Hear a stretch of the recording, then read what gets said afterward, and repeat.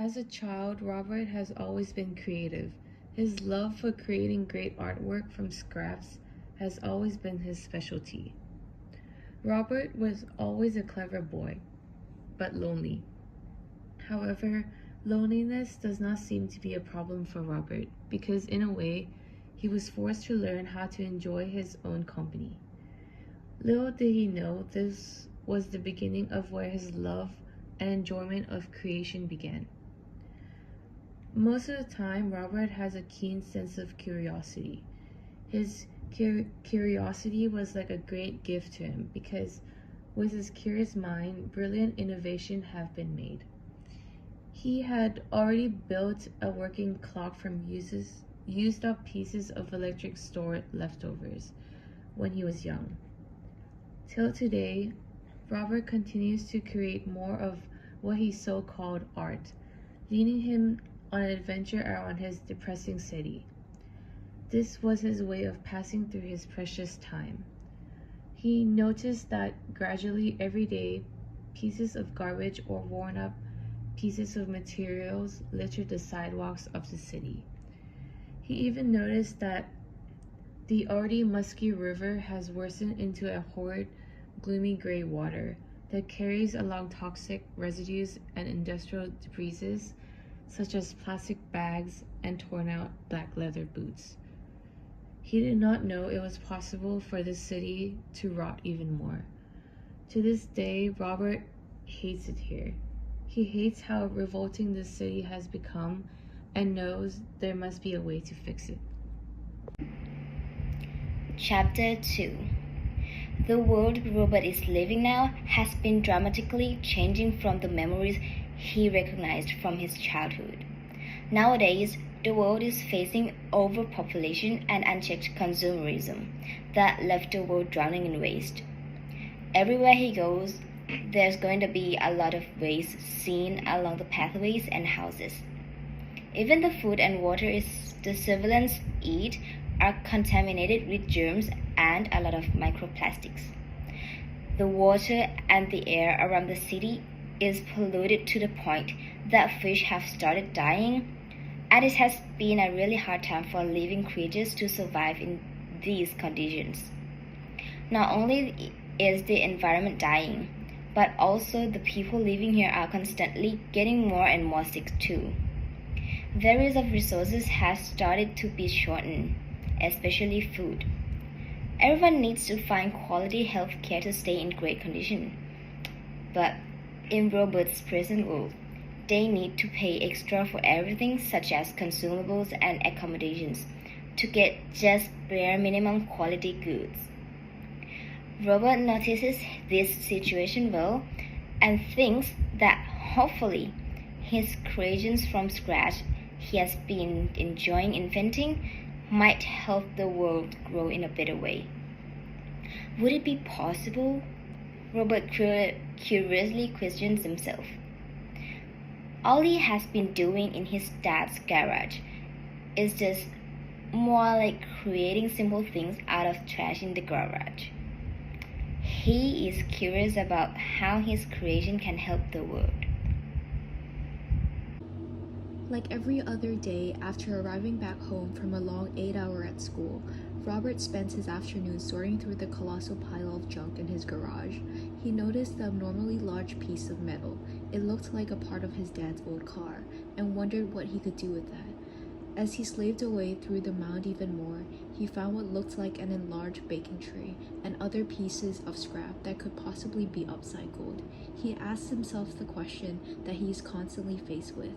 What can I do with these materials in front of me? I can't possibly let it all go to waste, can I? He stood towering the stack, ran back and forth, tearing apart dumpsters nearby, rushed up and down the street, searched thoroughly through his toolkit, and came up with $1 million idea: reprocessing trash into a robot, one that will help tackle problems in our environment. To put it into perspective, Robert wanted to create a helping hand. With the right technology, this load of material, and correct wiring, he knew he would be able to salvage one of our world's biggest issues. I might have just come up with a new project, Robert exclaimed. However, like all projects, the starting point is the hardest. So, where does Robert begin? Which wires connected with which in order to bring alive welded metal? Eager to bring his vision to life, Robert embarked on his ambitious project, affectionately named Trex. This environmental survey craft from recycled materials aimed to combat the city's escalating pollution and waste crisis. Trex was a testament to upcycling and ingeniously mobile fashion from various discarded materials collected over time. Its sturdy metal body, initially found in Robert's garage, formed the base. A baking tray, enlarged for its chest and arms, gave Trek a humanoid appearance. Robert repurposed an abandoned bicycle frame he found by the roadside for Trek's leg, while the bicycle's wheels became the robot's feet, granting it mobility. Salvaged wires, gears, and circuitry from defunct electronic device and appearance endowed Trek with functionality in a bid for sustainability. Robert incorporated solar panels from discarded solar lamps, ensuring Trek had access to renewable energy. This invention symbolized recycling and repurposing, a beacon of hope in transforming waste into innovations. Amidst the tinkering, Robert couldn't contain his excitement and pride, recognizing Trek's potential to alleviate the polluted city. Yet, many challenges remained. Robert moved closer to unveiling Trek to the world, envisioning this recycled robot as the solution to the city's mounting problems. The sun has risen, the shining bright golden light radiating into the waves in the ocean. The metal cans and plastic parts were floating on the surface. At the moment, both of their eyes interlocked. The sound of sight came out from both of their mouths as if they were connected by synchronicity. They seemed to understand without needing to say a word, but still they understood each other of what seems to appear in front of their eyes. A few seconds passed by. A sentence came out of Robert's mouth. The ocean has changed so much I don't even remember the colors of the ocean given by nature anymore. After hearing that phrase Robert had spoken, Rex strongly nodded his head, showing he agreed to the statement. Later on, they were simply discussing the environmental issues in today's world. Then an idea popped up in Rex's mind about the 3 R's, which is reduce, reuse, and recycle, which this catches his eye, of the trash in the ocean slowly floating along the wind. He realizes that he could make use of that trash into a robot, since robotics was something he has always been passionate about, and making his hobby useful to the environment could make the creation even better. Therefore, he proposed the idea to Robert because it is always much better to do work on a project together as a group. Chapter 6. After teaming up together with other robots, Trex and Robert finally started a plan. Every robot would be responsible for going to different places in town as a pair, to find what they can help to save the environment. Some went to the beach to help clean up the beach, and some went to the city to absorb the pollution and refresh the air. Trex and another robot, Trexies, were responsible for the forest. What they had to do was to plant a lot of trees in order to replace those trees that had been cut by humans. Humans have been destroying this forest for decades, and it made animal lives worse. They had no place to live, their food was limited, and they were not happy anymore. Trex and Trixie saw those animals, and it made them feel more passionate about saving the environment. They worked hard to plant trees and collected trash that was left in the forest. Although it was not an easy task for them, they tried their best to keep on working until they finally achieved their goal. The forest was filled with trees, and the ground was cleaned. All their tiredness completely disappeared, only left with joyful memories after they saw the animals live happily again. Before going back home, they decided to go to the river to take a rest. Trex has never thought that spending time with Trixie would make him feel nice and comfortable like this. Sitting together with each other, While the weather was so nice and the scenery was incredible, some feelings happened inside Trex. Or maybe he is in love with Trixie. As Trex and Trixie continued their mission to save the forest, a unique connection began to bloom between them. They spent countless hours together, planting trees and picking up litter, their metal frames and synthetic hearts working in harmony. They shared stories, dreams, and laughter under the canopy of the newly planted trees. The more time they spent side by side, the deeper their bond grew.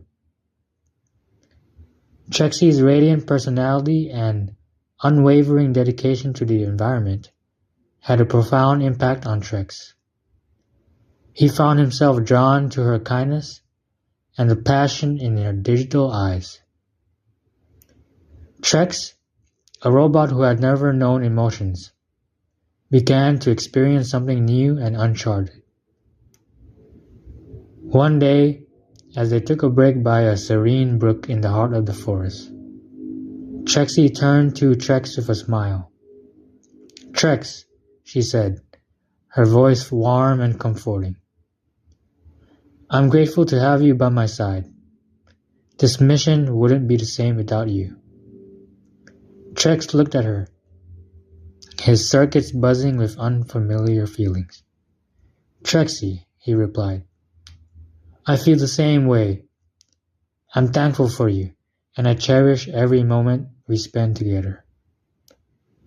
Their eyes met, and in that moment, surrounded by nature's beauty, they realized that they had found something precious in one another. It was a love born not of human emotion, but a connection that ran deep in their mechanical hearts. A bond forged through their shared purpose and tireless efforts to save the environment. Robert's hometown, which was once filled with waste and sorrow, is now vibrant and beautiful just like it was in his childhood, all thanks to Trex, Trexie, and his other robot friends. Rather than waking up with the fear of not having another tomorrow, he wakes up to the sounds of birds chirping and a view filled with greenery and blooming flowers. When he looks out his bedroom window, he sees robots and people coming together, picking up litter, all with the same aim of a better future. Amongst a population filled with joy and hope of a restored home, however, there exists a bitter government unhappy that people were interacting with robots. In fear that their citizens are considering a world where humans coexist with robots, the government announces the ban of all robots. The next day, armed forces marched in the city, destroying any robot in sight. Chaos grew and people rushed to smuggle robots into their homes, attempting to keep them safe. Robert, fumed with rage and fear that his best friend might be taken away from him, began to devise a plan to protect them. As days pass by, fear begins to take root in his heart, but the bond Robert has with his robotic friend, the dreams they shared, and all they have achieved together are indomitable. Finally, the day he agreed to negotiate with the government representative arrived. The representative demanded that Robert shut down all the robots, for they should be of service to humans and not walk among them. What if the day comes when the robots decide they want the power to dominate humans? Two beings of different classes cannot coexist together in the same world. In turn, Robert began to tell them about the world he grew up in, of the time he needed to drink unclean water to satiate his thirst, and of the time he could only pretend the sky above his head was clear and blue instead of ugly polluted brown. He wanted to change things for the better, however, he cannot do it alone. Robert's robot friends have shared his dream of improving the environment, and they bring dreams into reality. He showed them all the beautiful places they have restored. From the beautiful scenery of the ocean to the greenery of the forest, they may be made of different components, but that does not mean that their synthesized hearts, hopes, and dreams are worth any less than of humans. The community loves the transformation that was brought to them. The robots are their friends, and they would never be abandoned ever so easily.